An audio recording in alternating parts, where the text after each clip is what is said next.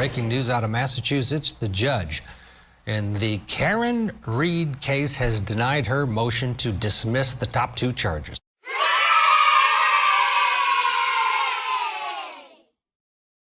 That means that she can, if the Commonwealth wants to, retry her on all 3 charges, and it sure seems like they're going to want to. Her new trial, scheduled for January, defense attorneys for Reed had attempted to make the case that after her mistrial in July, retrying her on all the charges would constitute double jeopardy. Why? Because 4 of the jurors came forward, according to the defense, saying that they had unanimously agreed that they were going to vote not guilty on the verdicts of second-degree murder and leaving the scene of a fatal accident. But they didn't fill out the form. Oh, my God! Prosecutors argued that the defense had the chance to object to the declaration of a mistrial at the time, and they didn't.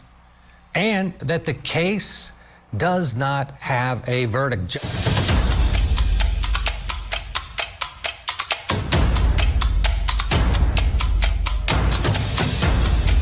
You are listening to the Roberta Glass True Crime Report, putting the true back in true crime.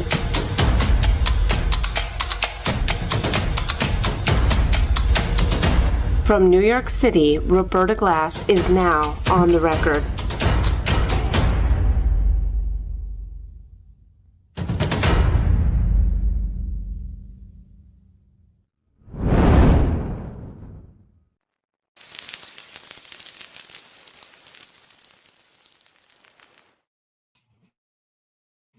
Okay, how is everybody?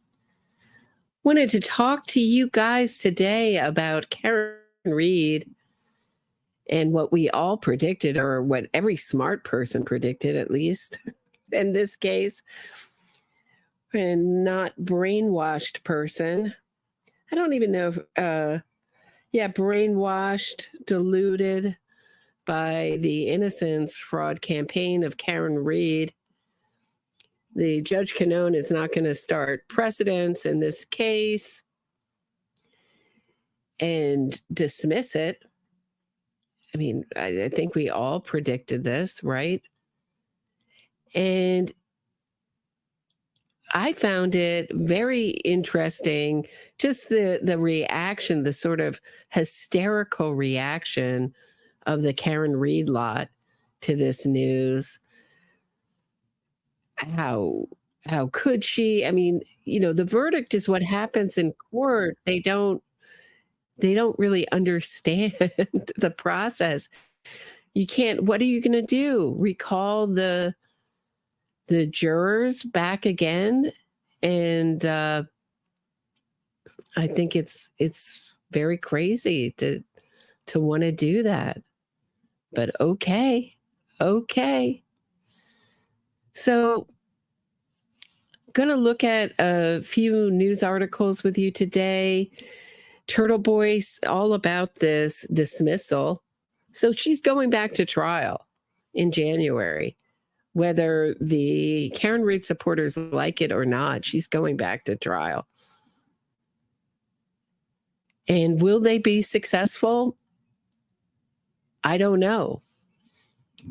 I think it's really important now for John O'Keefe's friends and family to start speaking up in the news media now, to give the interviews, especially the O'Keefe family, to give interviews as an entire family.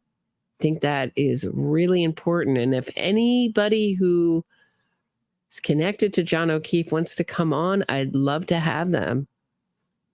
And wants to speak up for John O'Keefe, tell the other side of this case. Certainly Karen Reed has propagated her side all over the news media. And it's really sad to see them, see so many mainstream media jump aboard this innocence fraud campaign. You know, I don't know why I'm surprised every time. I really shouldn't be surprised. We just had the DNC. We just had the entire DNC stand up on their feet for the Central Park 5. In the couple months it took me to go through the court transcripts and case files. So one of the deals of their release, I'm not going to get too off, was that they would release the case files, and the Central Park 5 fought that. They didn't want that released when they got paid off $40 million, which should raise anyone's eyebrow why an innocent person wouldn't want their court records of such a quote unquote kangaroo court, such an injustice, made public. But it is made public, and it's still, I think you can still find it on like nyc.gov, everything. It's extensive files on them. But to watch everybody stand on their feet for them. So these things work. They make myth. You know, we just had another, I mean, I think this is all relevant. I'm not getting too off topic here, but just had Leo Frank. It was the 100th year of his murder, and the Anti-Defamation League. So often these innocence fraud campaigns are attached to a cause. The ADL started over Leo Frank, trying to exonerate. I haven't read extensively. I have read some on Leo Frank, and there's nothing that I've read that makes me think that it's a wrongful conviction. I think he's very guilty, but it makes myth, is what I'm saying. So there's so many cases like that we have in America that are just myths now, American myths. And I'm afraid Karen Reed is going to become another one. So let us get into it without further ado. Actually, you know what? I'm going to take a break and quickly pull up what I want to pull up, and I'll be right back. Don't go anywhere. Sorry to take a break so quickly. I'll be right back.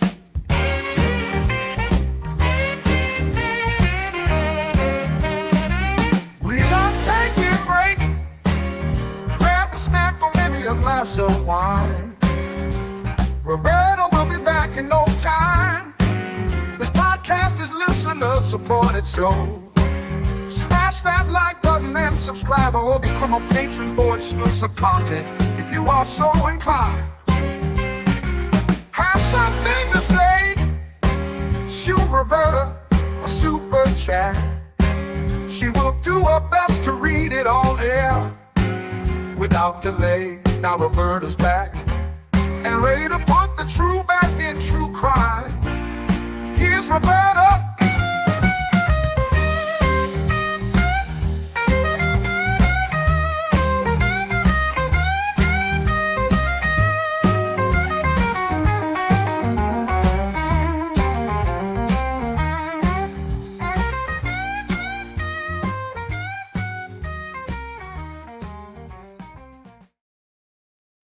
Okay, I found it. Thank you, guys. Sometimes, you think you pulled something up and you didn't. So boring, isn't it? Isn't it so boring? How is everybody doing? So I just wanted to show you, before I really get into, I was looking at whether there was any kind of case in Massachusetts that was like this. And I found a legal blog that talked about a case in Worcester, Massachusetts.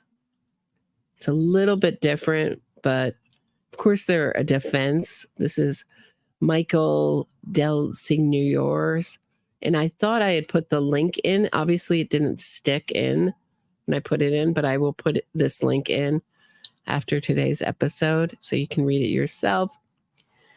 But in the Commonwealth, so it starts out, in a Massachusetts criminal trial of any type, whether murder or an OUI, the verdict must be unanimous, meaning that all 6 jurors, or all 12, have to agree whether the verdict is guilty or not guilty. If jurors cannot reach a unanimous verdict, it's called a hung jury, and the Commonwealth is permitted to retry the case. The first Bill Cosby trial ended in a hung jury. In every criminal trial, a jury should be instructed on this principle of law. The jury misunderstood this. Possibly the instruction should be oversimplified, telling the jury directly that a conviction cannot rest on a vote of 5-1 or 4-2. And so in this Commonwealth versus D. Benedetto, a trial from the Worcester District Court, the jury was under the mistaken belief that only a majority was required to return a verdict. When the judge learned of this, thinking the jurors following the verdict, he instructed them that the verdict must be unanimous. And after the re-instruction following the first verdict, the jury returned a guilty verdict. But what interested me about this is that they start arguing that there should be sort of more leeway, that there basically, once the jury gives a verdict, they should make sure that all the jurors, if the jurors didn't understand, et cetera, that there should be more. The court should allow the potential for a case to be reopened if there is objective evidence that the jurors misunderstood the law, as the court has an obligation to ensure justice is done. So this just, as someone who looks for patterns among defense attorneys, so this may be something that they are trying to broaden in Massachusetts, maybe, possibly. But certainly it didn't work there. And they're really, once the jury gives their verdict, I mean, you heard in the opening, I ended on, on purpose, the end of that news piece from Court TV, they returned a verdict. It was a hung jury. Verdict was no verdict. And it's really curious to me that all these people are running, all these jurors, quote unquote, either via proxy or directly, are running to the defense. And we'll look at NBC 10, which has been so pro Karen Reed. Unbelievable. They put it up on their website. Link is in the description. The judge let's actually just watch it together, shall we? I, Vaughn, these pledge to hats. serve my 2 kids my delicious Chipotle chicken sandwich, despite the fact that they... And we're not going to be able to skip them either. There's no skipping this ad, guys. Eat your lunch! delicious chicken they may or may not deserve. Well, new developments tonight in the Karen Reed murder case. The defense's motion to drop charges against Reed has been denied. Judge Beverly Cannoni has turned down the request to throw out 2 charges against the high-profile defendant. Hello, everyone. Thanks for being with us. I'm Priscilla Casper. Glenn is off tonight. So what does this mean as we await for a retrial in Karen Reed's case? Our NBC 10's John Maroney joining us live outside Norfolk Superior Court to explain. John, good evening. Good evening, Priscilla. This is the judge's ruling. It's not a big surprise to legal experts. As a result, this case is still on track for a retrial. I'm declaring a mistrial in this case. Right. And I think what Karen Reed supporters and non-supporters, at least I'm not a huge fan of Judge Cannoni, have it in common, but probably for different reasons. I think these instructions, I think, are sometimes just absolutely an overreach. She seems to act as an arm of the defense at times. She admonished Lally publicly, in front of the jury, which I don't think she should have done, in ways that was not consistent or even with the ways that she admonished occasionally the defense. And you have to remember that Lally was the only one speaking. He didn't have someone uses their voice, it wears out, especially if you have to project over an air conditioner with no microphone. It's going to wear out. They had a tag team, two defense attorneys. I thought it was a little unfair, and her instructions over the text messages. Does anybody remember that? I can pull them up. We're just ridiculous. We're total overreach, but okay. I don't share the kind of, I don't know. I feel like the other side, it just shows her no respect. I think you have to show some respect. She is a judge. That was Judge Beverly Cannoni in July. Her latest ruling, rejection of a defense request to dismiss 2 charges against Karen Reed, accused of killing her boyfriend, John O'Keefe. Not a surprise at all. In her ruling, Judge Cannoni discarded arguments that charges of second-degree murder and leaving the scene of personal injury and death should be dismissed because 5 jurors came forward, saying Reed was found not guilty of those charges and retrying her would result in double jeopardy. The judge wrote, because there was no open and public verdict affirmed in open court and rendered in this case, the defendant was not acquitted of any of the charges.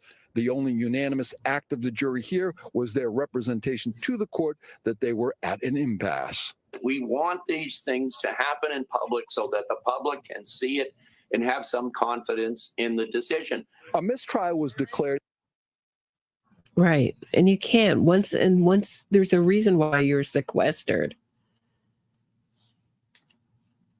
when you're deliberating, that you're not deliberating out in front of everybody. You're deliberating in secret.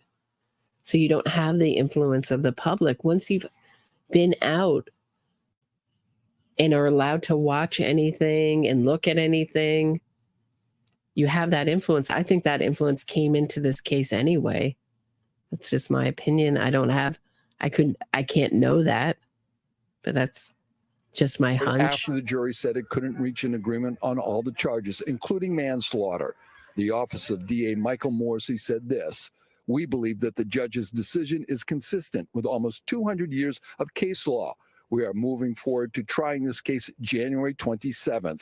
NBC 10 Boston legal analyst Michael Coyne. I think the government now has an opportunity to get a do-over and streamline their case if they're smart. As for Karen Reed, her attorneys are right, and we may see a lot less witnesses. And I'd really like to see a really strong closing argument too. I just never felt Lally argued in the closing argument. I felt like he reviewed instead of, that's your time to argue your case. Really put it together and spoon feed it to the jury. Tell them what it means and argue passionately. I don't think we're ever going to see passion from Lally. That's not his strong suit. But I'd like to see him. This is just as a trial watcher, not a lawyer, just a trial, someone who's attended a bunch of trials and has watched a lot of trials. I would really like to see him present a strong closing argument, not a review. Planning an appeal, with one of them writing, we respectfully but strongly disagree with the cornerstones of today's rulings and fully intend a vigorous appeal to assert and uphold Miss Reed's rights. So that's Martin Weinberg. I don't feel close enough to call him Marty Weinberg, but maybe that's what he likes to be called. He signed it that way. That's Karen Reed's new lawyer. And it's been pointed out by Boundless Millennial that Karen Reed may be going a new way with her defense. She may not be going third party, and we may be no longer seeing a conspiracy defense in her trial because she gave an interview saying Cal and Albert had no beef with John O'Keefe after they played the Bang Bang video, tried to make him look like a dangerous, when he's just, to me, an average late teen, early 20s young man. Made him look like some kind of dangerous, violent night creature. But Karen Reed gave this interview, I covered it last time, to just off the record, and said, oh no, those rumors were never true. The rumors that I started were never true. And how we know she started them is from the discovery or some of the evidence that's going to be presented in Turtle Boys, or have been in the motions in Turtle Boys trial, Aiden Carney's trial. That's how we know that she was behind starting all the Colin Albert nonsense. And now she's like, those rumors? How could you believe those rumors? Those rumors that I started. It's absurd.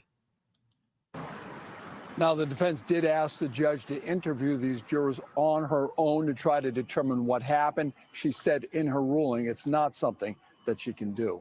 Well, I've been Dedham, John Maroney, NBC 10 Boston. Right. And that's something that the state pointed out. We can't talk to these jurors. We're not allowed to talk to these jurors about their deliberations, which I'm very curious. What is Massachusetts law about talking to jurors who have not come to a verdict about their deliberations from the defense side? Is it something that the defense should have been sanctioned over, communicating with jurors? Because when these same jurors, or juror, I think it's one, and the juror contacted the prosecution and the defense, the prosecution couldn't reach out and talk to them. They're not allowed. But the defense seems to act outside the law. That's what we've seen in this case, in my opinion. Don't sue me. Don't sue me. Don't sue me, Karen Reed's defense. Marty Weinberg. What do I have next to show you? Turtle Boys. So Turtle Boy did what he says is an interview. Strangely, Turtle Boy, who's so in the medium, films everything. He's in Provincetown, I think he's in Provincetown, Rhode Island right now. Gay Mecca. And he is hanging out with his girlfriend there, and he's filming it, eating, et cetera, et cetera. I mean, this guy lives on camera and I understand if you don't want to have the juror on camera, but not their voice through a voice detector, but just through his blog. He puts up an interview with a juror. So color me skeptical. I don't think it would be beyond Turtle Boy to write this himself. It certainly sounds like him. So get ready to laugh. I had a good laugh reading this. Canton cover up, part 391. Turtle Boy interviews Karen Reed juror. 2 weeks ago, I received an email from someone claiming to be a juror. So this is really interesting. In the opening paragraph, and this is how he works. He really sets up the scene and brings us through it. This really happened to me, guys. I'm not just making up an interview with a juror. I'm not just typing it up myself. I'm not just imagining it. I'm not just writing a script and sending it out to my fan base. This website is so full of ads, it's nearly impossible to read. I had to download an ad blocker to read it. This guy must be making so much money. And this is the other thing about innocence fraud campaigns. They are so profitable. Just flashing ads left and right. And we know that after 6 months of campaigning for Karen Reed, he bought himself a $60,000 Lexus. Okay. I don't think you could buy on this side of the aisle. I don't think you could buy a Lexus Matchbox car. They're still making them. I'm showing my age. 2 weeks ago, I received an email from someone claiming to be a juror in the Karen Reed trial. I was immediately skeptical, as there is no shortage of degenerates who would spend their days pretending to be a juror in order to feed me misinformation to see if I report it, in the hopes that it would damage my reputation. What reputation? But I'm happy to. How are we ever going to find out if a juror actually gave this interview? How are we going to verify this? You can't.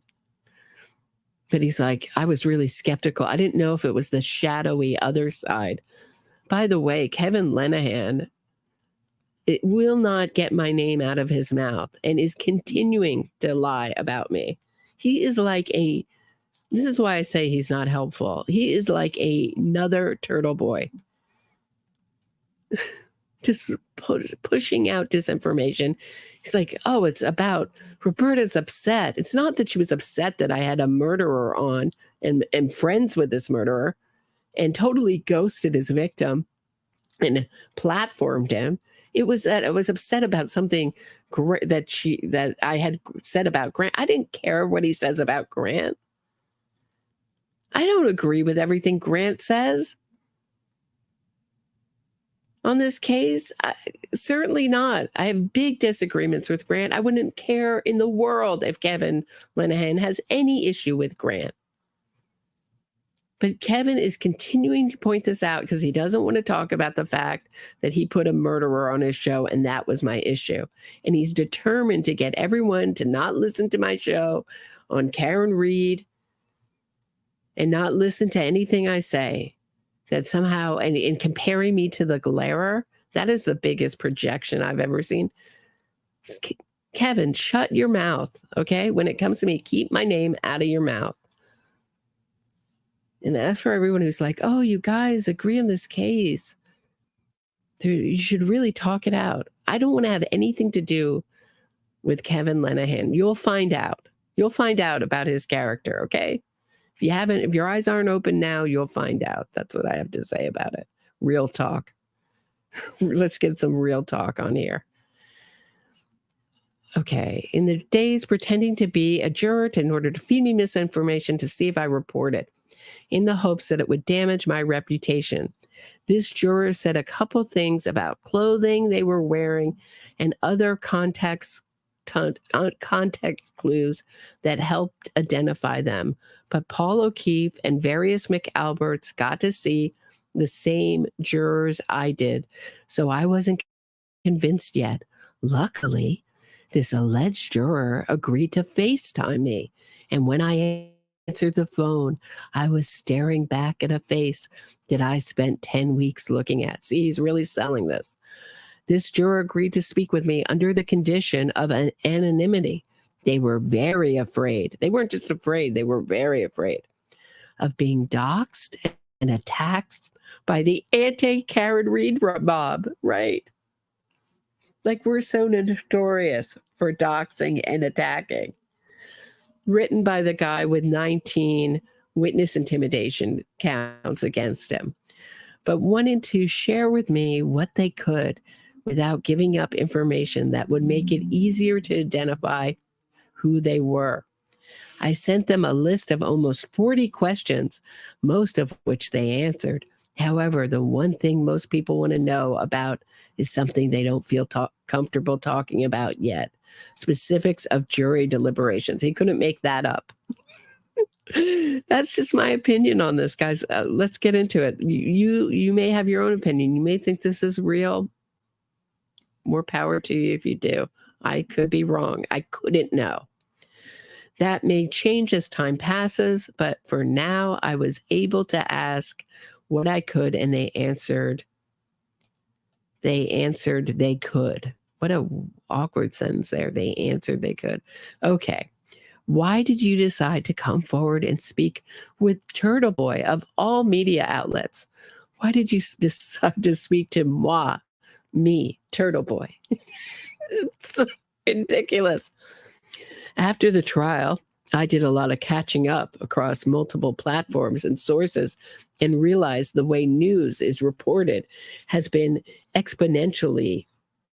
changed exponentially over the years, no longer coming from mainstream media alone. You're a gritty and unshakable journalist. Oh, Turtle Boy must be blushing when he was typing this himself. Despite being perceived as a bit rough around the edges, he's got to put in a little, right? He can't flatter himself too much.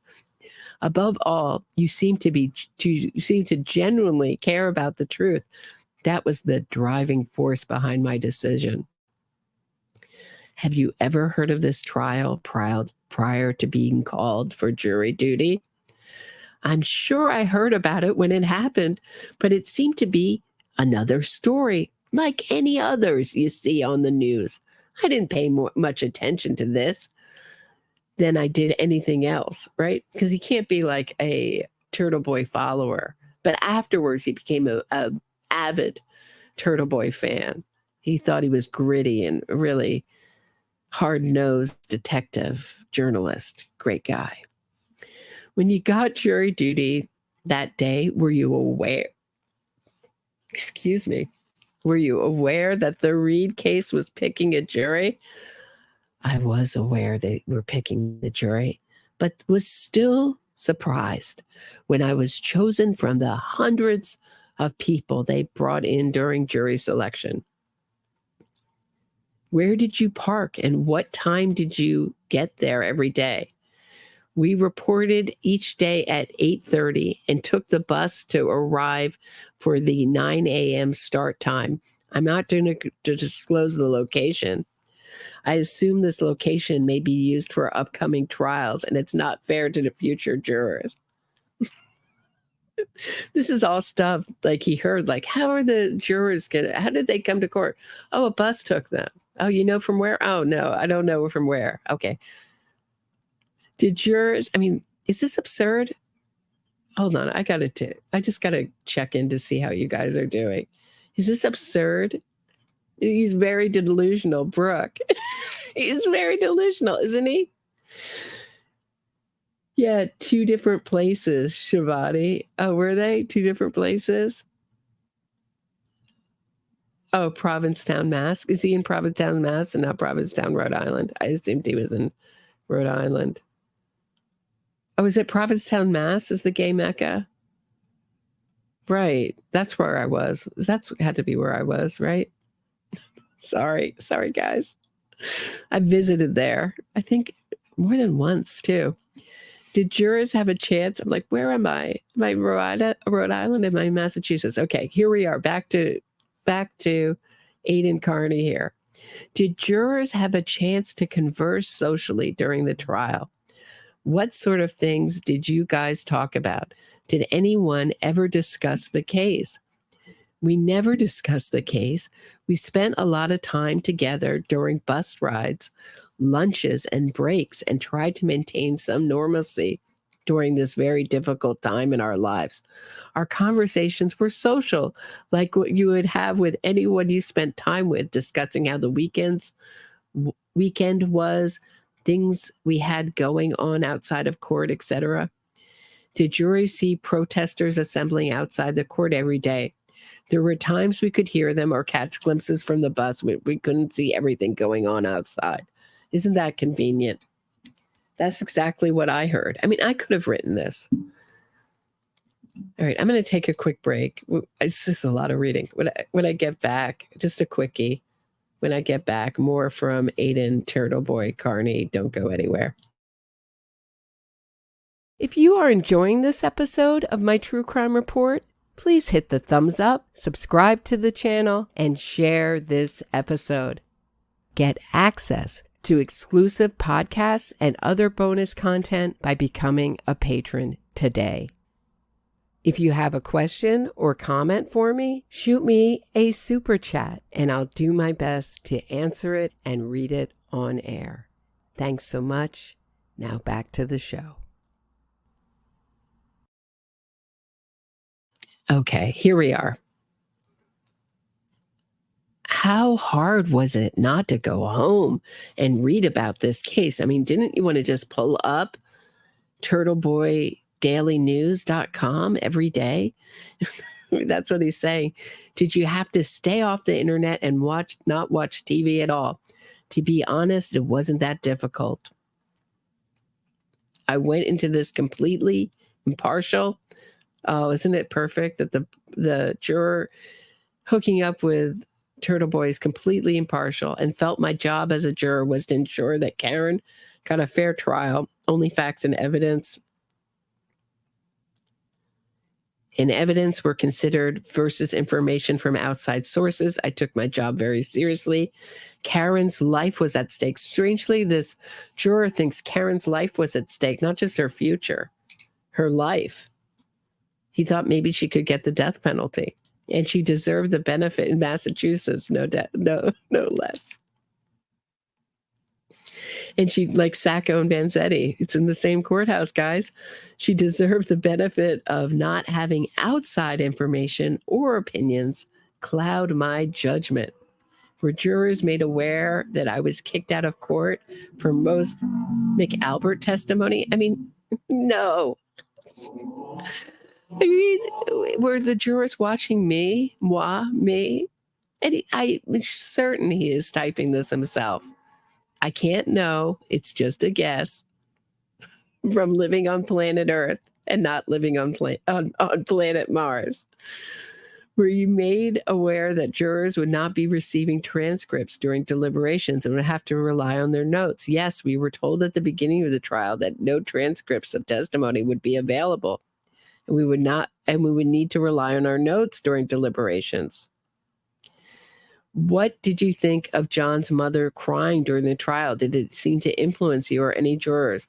I felt immense empathy for both O'Keefe and Reed families. The death of a loved one is not something anyone wants to go through, and their emotions through the trial were at times heartbreaking to see. While I didn't let this impact me, when it came to the evidence being presented, I'd be lying if I said it didn't affect me on a personal level during and after the trial. John lost his life, a tragedy regardless of what. I mean, this is exactly the way Turtle Boy talks about this. He knows the script to go through to make him look human and not psychopathic. A tragedy regardless of whether other events may or may not have taken place. And I often felt that aspect was forgotten amid the trial. What did you think of Judge Cannone? Did you feel she was partial to the Commonwealth? Okay. All right, I'm going to skip through that. It's just, he says, I think there was some bias against the defense, he thinks. I mean, did Turtle Boy write this or not? All right. Particularly Mr. Jackson, but I also think there was times she was hard on Mr. Lally, particularly when it came to repeating questions about well-established things already made clear through prior testimony. Exactly what Turtle Boy has a trouble with. I mean, you really can't hide this when you write these things. If you've read Turtle Boy's blogs, this interview reads like the way he writes. He didn't work hard enough, guys, to get in character. He really should have gotten in character. Tried to use some words he doesn't use, some ideas, and not just repeat a facsimile of himself. Was it hard to stay awake and focused during some of Lally's questioning of the witnesses? What, if anything, can I really say about this? You were there. Right? Because he doesn't want to put Lally down too much. He doesn't want to reveal his hand.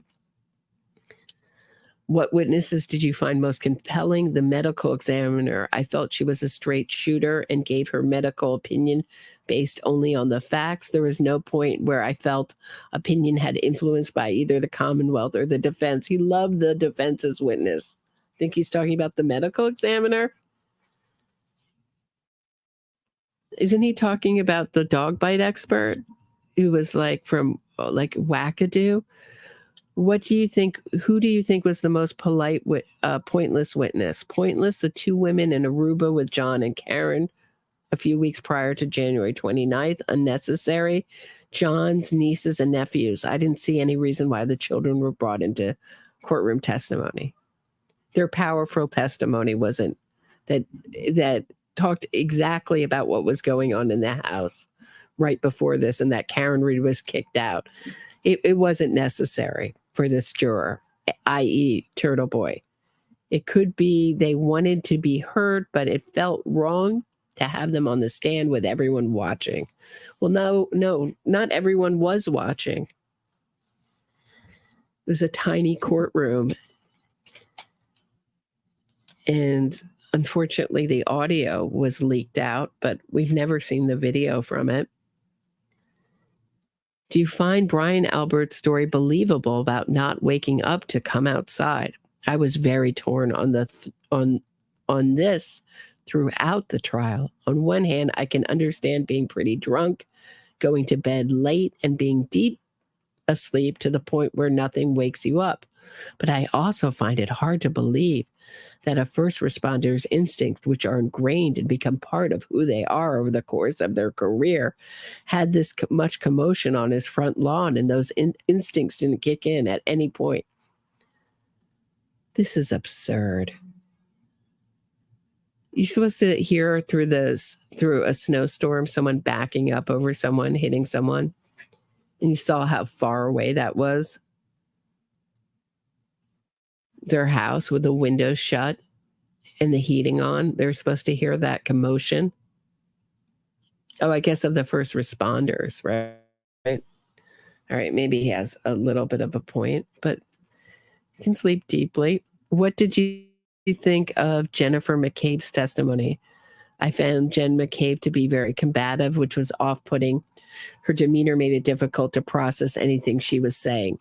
Something felt off when she continued to ask to be reminded of statements, etc. With evidence of her prior accounts, it felt like she needed reminders of what she had previously said. What do you think of Proctor's testimony? Proctor was mentioned every single day of this trial, so to say he was someone I was anxiously waiting to hear from would be an understatement. This is absurd. People don't talk like this. If he said that this was an interview that was typed back, that would be one thing. This is absurd. I was obviously disappointed that an officer of the law behaved in a way that showed so little integrity and didn't uphold their oath to protect and serve our community.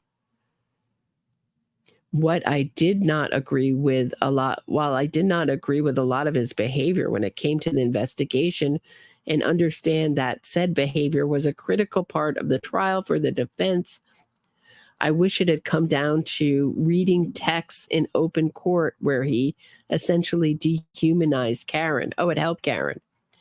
None of that had anything to do with the core facts of the case, but it was a bit eye-catching to hear how investigations are discussed amongst some of our law enforcement. There are things that didn't add up in his testimony. This is exactly a Karen Reed talking point, but that can be said by other witnesses as well. I felt it hurt the Commonwealth that the lead investigator, who said he was the lead too? When did that? That's something the defense loves to say, he was the lead investigator. So I think of Buchanan and Proctor as a team, but okay. Wasn't there to testify solely about the outcome of the investigation, but to testify about his actions throughout the investigation? Okay, this is where I wanted to end it. Did you find Colin Albert's testimony believable? Okay, did you find it believable? I found Colin to be purposely elusive when asked questions that he was prepared for. But when it came to the questions he was not prepared for, the cracks in his testimony started to show. I think we can all agree that none of us has ever slipped on ice while holding a solo cup and broken our fall with just our knuckles. Did you believe Colin Albert was inside Brian Albert's house? I know that at some point Colin was in the house. That was proven beyond a reasonable doubt. But whether he was there past the start time stated is not clear. He's not sure. I do put weight on Allie McCabe seeming to slip up during part of her testimony, where she stated that Colin wasn't in the house when John was. I couldn't believe that this is the truth. Oh my God, this is just one talking point. Kudos to Turtle Boy for taking the time to type this. But that statement that also put John in the house, which is something the Commonwealth, as said, did not happen. The Commonwealth says it. The science says it. His phone says it. He didn't move. Everything says it. And the defense can't put him there either, Turtle Boy. Oh, it's absurd. So that I just wanted to show you that. I thought it was wholly absurd. Hey, Dean Walker. Nice to see you. Thanks for the super chat. I appreciate it. Just wholly absurd.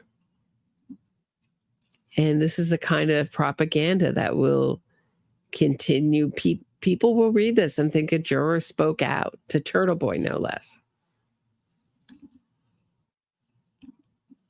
Didn't want to be on camera, but wanted to give a rather literary sounding interview, didn't it? How did you guys take it? Curious. Said behavior. Yeah, it could be Nettie. I mean, pure lunacy, right? Brooke, wow, he is so ridiculous. I know he wants to make money, but this is sick. Right. I mean, absurd. Absurd. Anyone taking this seriously needs their head examined, but okay. Do I have anything else for today? I don't think so. I don't want to forget anything, but just wanted to show you that things will be waiting. This starts in January, which is right around the corner. We've got a lot more hearings. Looks like it'll be interesting to see how the trial is done a second time certainly by the Commonwealth. I'm very interested. And the defense looks like they're going to have a totally different, possibly different defense. Certainly the conspiracy defense was not a success, nor was the Commonwealth's case a success, but a retrial, the odds are on the Commonwealth getting a conviction the second time around. That's just the way it goes. Defense is at a disadvantage. So that's what I have for today. Please hit the like, subscribe to the channel, leave me a comment. Get a lot of thought-provoking ideas from your comments, and I'll be back tomorrow at 6 p.m. Eastern. Have a great night, everybody. Thanks for listening.